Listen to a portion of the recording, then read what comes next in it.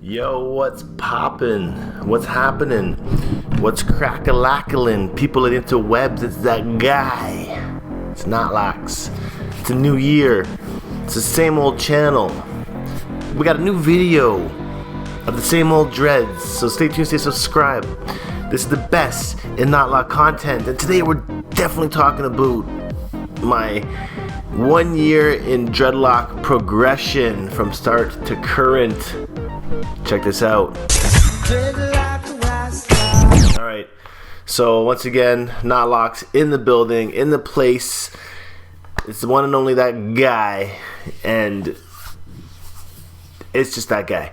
And I'm doing a video today. I've always wanted to do kind of one of these year in reviews videos, and now that I've had my dreads for roughly a year, this is a great time to kind of look back in the progression of these locks that I've started since last year. So going right to the beginning of this video, this is where my last dreadlock journey ended off, and it ended off with me cutting off my old locks of 7 years. What up, YouTube? It's your boy knotlocks here, and I ain't got no more locks. So that was after I cut off all my locks, and if you want to see what they were like before,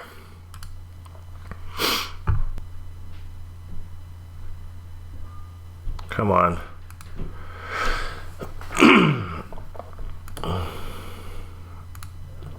Come on, what the heck, man. Anyways, moving on, the next after this was my my 10K subscribers vlog, which was on October 22nd, 2014.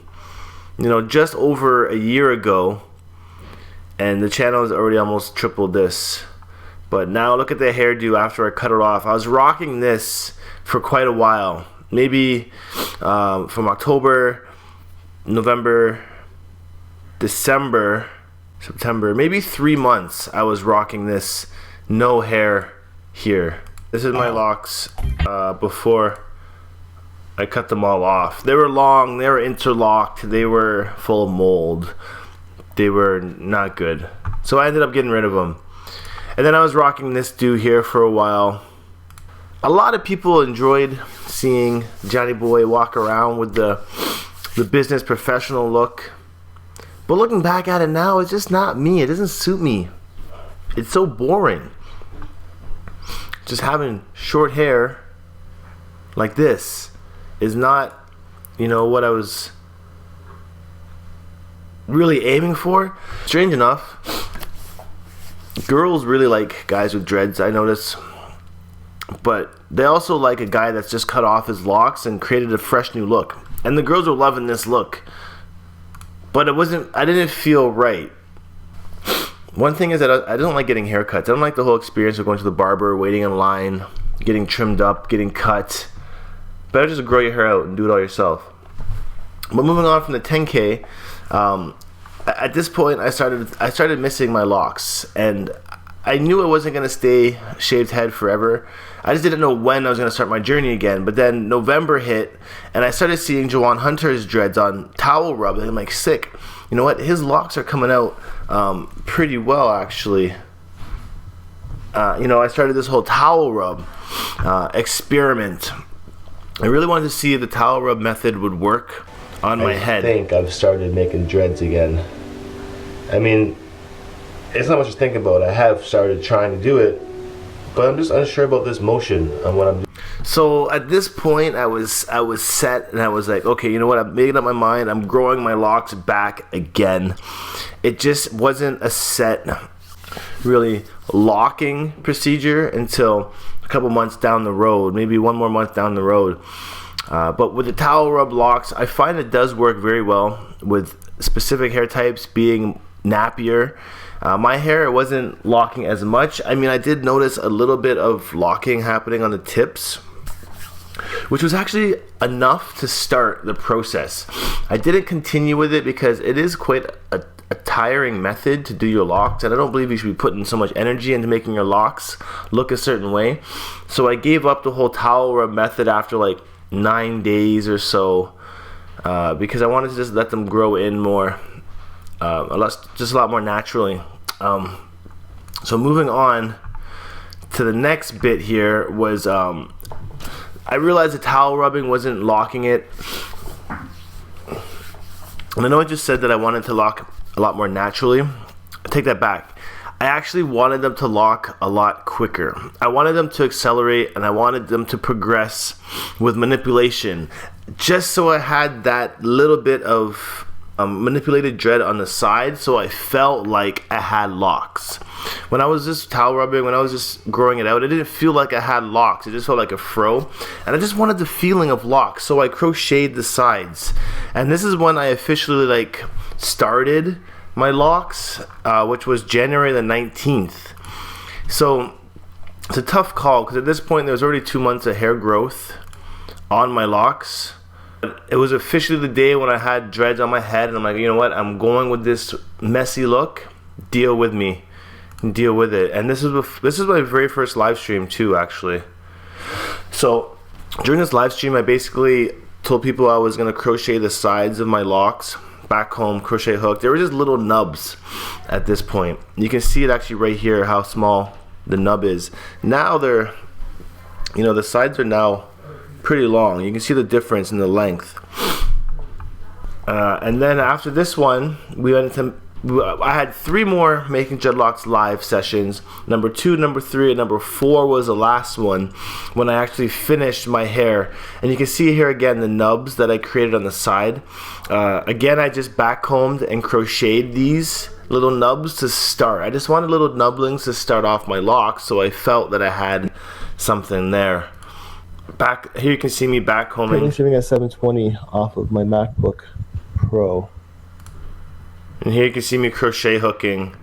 I mean, it's not the best method to start locks, and what I've learned from this now is that I never actually needed to do this. My hair would have locked on its own just by freeforming it.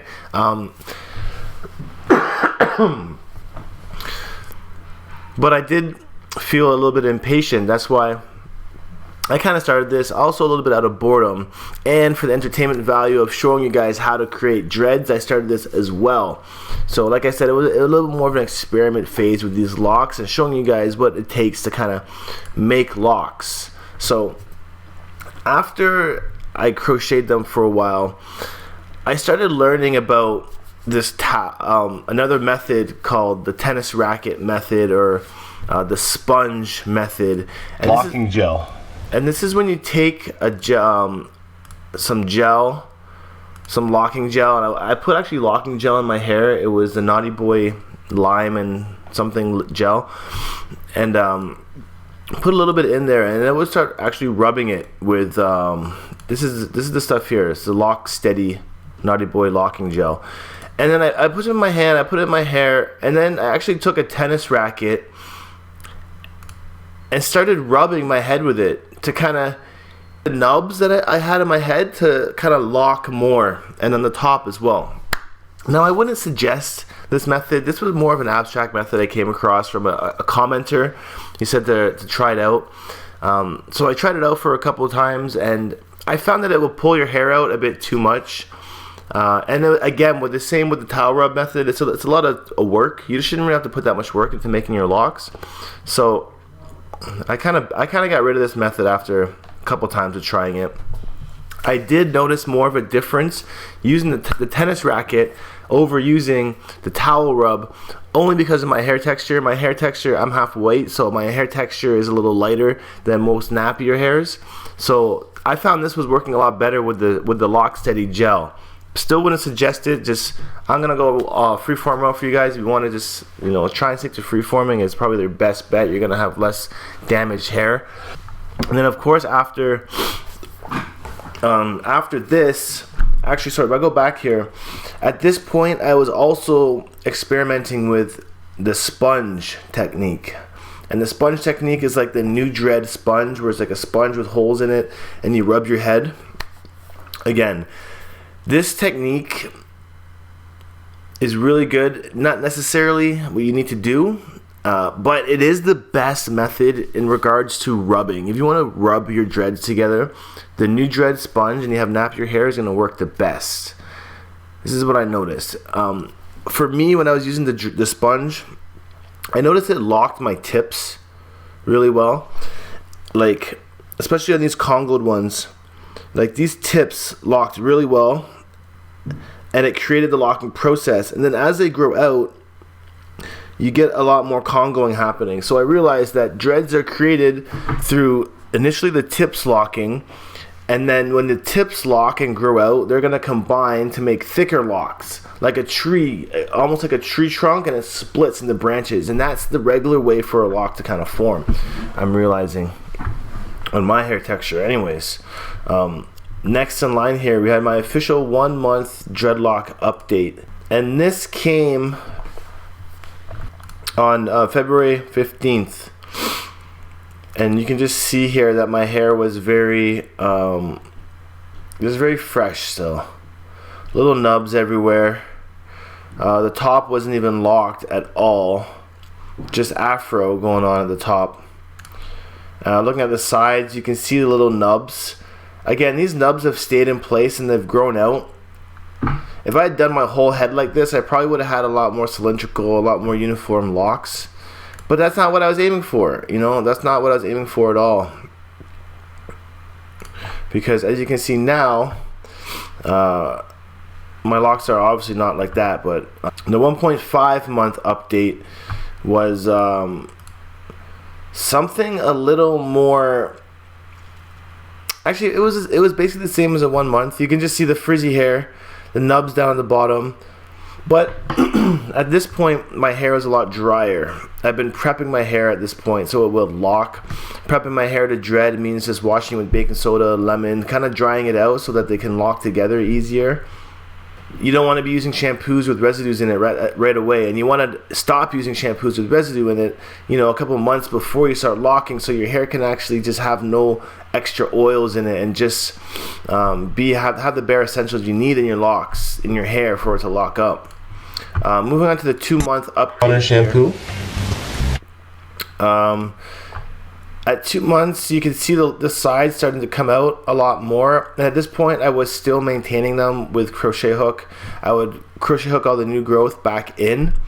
At this point now, I'm not doing that anymore, but I was still doing it just to maintain a bit at the front. The towel rub at the top at this point was still working with the sponge. Not doing it every day, but just doing it sporadically. Did kind of notice a difference using the towel rub over the sponge. So after 2 months, here came in the 3 month video of my psoriasis. Talking about my psoriasis, of course, and that's always an issue, is dandruff on my head with locks. Never could get around it. So you can see that there's not much of a difference here between the 2 months and 3 months. And actually between the 3 and 9 months, there wasn't much of a change. I mean, here's 4 and 5. So at this point, the only lock difference you notice is that the nubs are getting longer, tips are getting wispier, and my afro is just getting bigger on the top. This part took the longest to lock up. And if you didn't know, I decided to freeform the whole crown here while I maintain the sides and the back. I did this for entertainment value, for entertainment purposes, because I just wanted to show you guys the different ways you can make locks, and eventually how every technique will lead to the same path down the road and the same results. So, I mean, at this photo right here, you can really see the sponge action that would work. It started to like really separate the locks, and these are the tips I was telling you about up here, that the sponge started to separate and lock together on its own. It's interesting because versus the crochet hook and the back comb, these locks were very like stiff, very condensed right away. But then these locks with the sponge were very light, very fluffy, very fat. And that's the way like a natural dread is gonna form. It's gonna go from fluffy and tighten up, not be instantly tight right away. Looking at the 5.5 mark here, definitely proud to be Canadian. So at this here, at 5.5 months, you could really start to see the maturing of my back and my sides at this point. since they were like basically condensed right away when I was locking them, they matured really quick and then went flat really fast as well because I was sleeping on the back of my head. So at this point now, I stopped maintaining the crocheted dreads because they were already locked. I'm like, okay, this is what I wanted, some locks, and now I can just let them grow out and freeform. Now these ones at the back and the sides have actually started congoing together as well. The natural process of what locks will do if you don't separate them. On the top here, you can see the towel, the sponge. And here's like a tip that it originally locked. These tips is what it locked up first, and then underneath them they started growing out, and you can kind of see the separations that happen naturally here through the sponge. But don't get me wrong, because these tips now, like these two would have combined into one lock, and that happens everywhere. So like each 2 or 3 tips combines into a lock. A cool thing I noticed during this locking process. Getting over to the 6 months here. At 6 months, not much of a difference between this and 5.5, except, you know, the afro is getting longer. Might I add, this is definitely the messy stage in locks. I think that everybody should go through the messy stage to build up their confidence in themselves and in their hair, because a lot of people just want dreads and they want them to look perfect right away, and that's the wrong mindset to go in to getting dreads. It's like it's like doing YouTube just to make money. It's the wrong idea to get into YouTube. That's not the reason why you get into YouTube and making videos. You got to do it because you love it. Having dreads the same way, you should do it because you love the process. You love the progression that you're going to experience. All phases, from baby locks, messy locks, to mature locks. Try them all out. Try it out. So looking here now at 6.5 months. I had some photos taken from Doug, and you can see the wispiness happening on the maintain locks on the side. I was trying to blunt them for a little bit, but then I realized, you know what, there's no point in me trying to blunt these tips. It's not going to be the style of my locks this time around. So I was really digging the afro stage at this point. A lot of people were saying I look like young Bob Marley.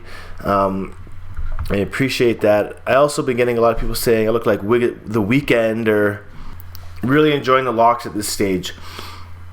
Probably my favorite stage thus far over the summer was like at this point, because the top was starting to lock up, like right here it was starting to lock up, and the sides are already locked, and I still had my fro. I really missed my fro over the years, so I'm glad I got to experience the fro again over 2015. But you know, here as we get into 7 months dread fro, now it's really starting to look like young Bob Marley.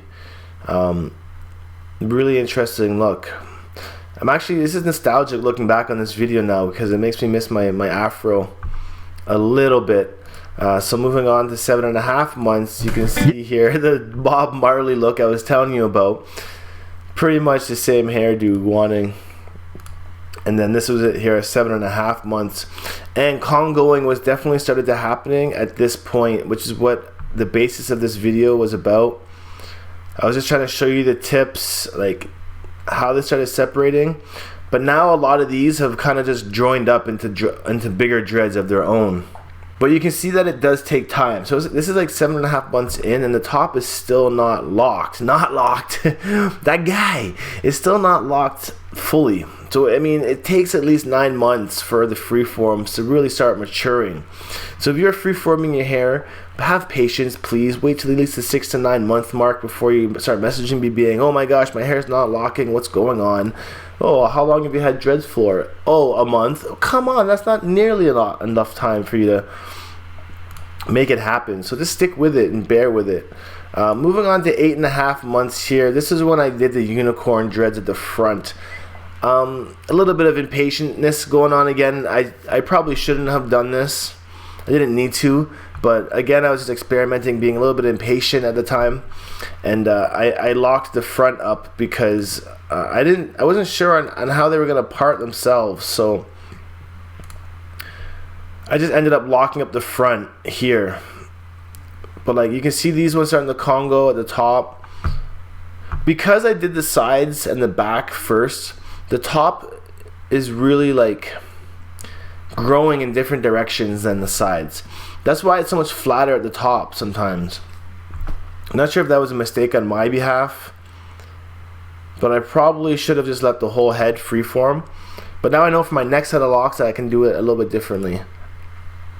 Yes, I did say my next set of locks, if these ones ever come off again, I'll grow another set 100%. So here at 9 months, the dreads started to do things of their own. You started separating to the sides and growing in different directions a lot freely. Definitely started congoing up more as well. So you can see a lot of them just starting to combine together. Starting to get that real matted, that real congoed look, right?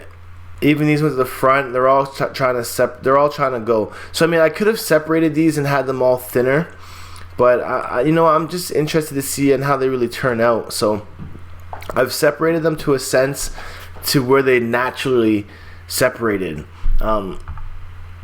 I do notice that after I shower and wash my hair, they will congo up into unnatural congos. So I would just take it apart. But looking here at the 10-month update, this is where I was kind of talking about like these congos, like all these here, congo here, boom, congo at the back. That's like 10 dreads together at once at this point. It was an unnatural congo because this dread was whole and the one behind it was already whole. So that one came apart. This one here also came apart back into 2 dreads. And then there was a few in the middle here that were already single dreads that came back as well. I just had to be careful. I'd rather my whole head congo up like this than me start the sides and the back and then have only the top congo in one big dread. That guy kind of goes into the whole gangster wicks, like gunplay. Someone asked me about grow my hair out in one complete lock. I mean, if I could do it, if I lived in a warm climate and my work only consisted of like, just my own skill set, then yeah, I would do that for the experimental value. I don't think I really like the look of one big wick growing on heads, but for you guys, I think I could probably try it out. But this is the 10-month update, locked up, and there's congos happening, and there's really some character starting to go on. So my question is now, for future updates, for future styles, I've considered shaving this part here to create like a hawk effect. And actually at this pause frame here, looking at it, if I were to hawk the side down, it probably wouldn't look too bad. Kind of like the Ray Shamurd look. But the only thing is, there's some really good congos happening on my locks right here, right now, that I wouldn't want to cut off. So I'd have to cut around it. But basically to keep this part here shaved up and just like tapered might be a good look for me. I'll look into it more for next summer. Over the winter I'm going to grow it out and let the congos and see, because I don't want to tamper with any congos on the side that are like monstrous. Moving on to 10.5 months, I just put this one up not too long ago. And you can see the front where the unicorn locks were that I made. This is all congoed up into one dread. Actually, at this point, it's like two or three. But I noticed the congos have been changing a bit. Won't lie, I did do a little bit of separation. I'm not gonna go 100% no separation. I just separated them back to where like they naturally separated. So like that lock there, this is a natural congo. I'm not gonna separate these 4, right? But like the one in the front, that was like 10 into 1, I separated them into 2, so it was like 5 and 5, because that's how they were originally naturally congoed up, if you know what I'm saying. Probably still gonna hear some grief about that, but whatever, it doesn't matter. It's my channel, it's my hair, I'm gonna do what I'm gonna do. But like, see this lock right here, that's a big congo I was telling you on the side that I'm not fucking with. That one's a lot of dreads, and I'm leaving that growing out. Like, I'm not separating that one. It's just the really weird congoed ones at the front I kind of manage a little bit. And bringing us to the present day, this is my almost 11 months update. Freshly washed my hair at this point, and you can see the congos on the side, on the front. You can really see the shape changing on my scalp, which is the fun part of dreadlock progression. It doesn't really stay the same, especially in the first year. You're going to see a lot of change.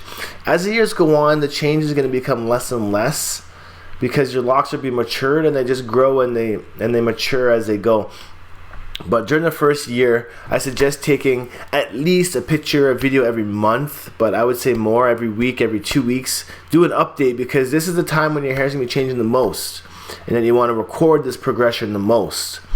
So definitely keep on at it. And looking at from the date we started, which was November 14th, 2014, and this is December 26th, 2015, you know, that's 13 months of me growing my hair and allowing it to lock. So obviously I'm a little behind on the updates because the first 2 months were kind of wary. I wasn't really sure if the locks were coming in. So my lock updates are still going to be in chronological order for the months, but I just wanted to show you my year in progression from start to current on these locks. So that's where I'm at right now, and I've never been more excited to start a new lock journey because now that there's a fan base collected on the channel, I want to show you guys the progression of my locks from here on out. So once again, I really appreciate you guys watching this video and taking the time to really come along on this journey with me. There's definitely gonna be a lot more videos to come, so as we hit 2016 rolling, be sure to come back here 5 times a week because there is a hard schedule now. We're gonna have marijuana Monday, we're gonna have dread review Tuesday, smoke session Wednesday, another dread review on Thursdays. On Fridays are gonna be kind of like a Freeform Friday type of deal where I'll go and try and find a YouTuber that hopefully has Freeform locks, and we're gonna talk about them. And then of course there's going to be the monthly updates on my locks as well. And I'm doing a daily channel for vlogs, so I'll have daily vlogs coming out on the Not Vlogs channel, and I'm just really taking YouTube to another level this year. So I'm really glad to have you guys by my side and a supportive team. So make sure you guys shout out Not Nation. T-shirts will be out this year and sweaters, I promise. And I'll definitely see you guys in the next video. So until then, stay tuned, stay snappy, stay nappy, stay happy. And I'll definitely see you around. So one love, not lies. I'm signing off. Happy New Year's. Best of luck for everybody out there. Hopefully you have some good holidays, and I'll see you around. Peace.